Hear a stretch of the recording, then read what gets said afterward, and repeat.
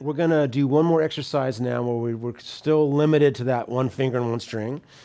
Patience with me. And this time we're going to have two notes per chord. So over the A minor, we get two notes now. Over the G major, two notes. F major, two notes. And G major, two notes. But I want to start each of the two notes on a non-chord tone. And then moving and resolving that to a chord tone. So over the A minor, it can, if we start on the note D, that wants to go either down to the C or up to the E, because the A minor is A, C, E, right? So if I start on that D, that note wants to go somewhere. Anytime you have a note that's not in the actual chord, I consider it a tension note, or it's a color tone that really wants to resolve to a more consonant chord tone, right? So that by starting on that D, it has a sense of really wanting to go somewhere, right?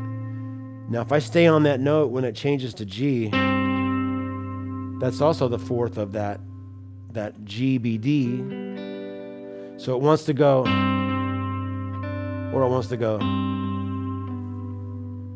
I really hear that, that melodic intent. It has this desire to go to the next tone, right? And if I start that next F major chord, if I stay on that B, one of my favorite tension notes is that what's called a sharp 11 over that F major. So you play that B on top of that, either wants to go up to that C or down to that A. That's a beautiful sound. So again, if we start on that D, down to C, down to B,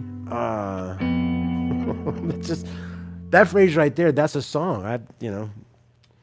That may be on my next record, who knows? But that's everything. That has such importance to music. It's all tension and release. You've got a tension note, and then you release it, right? And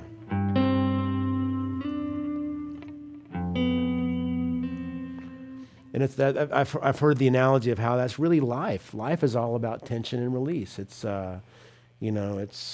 Anyway, there's so much depth to that. And so this is really an essential core to great melody, is the ability, if the moment really precipitates that you want to create this tension and release, then this is how you do it. So this is kind of combining the intellect and the aurolect again. I'm giving you a parameter, but I want your ear to guide you. Do you want to go down or up from that first tension note?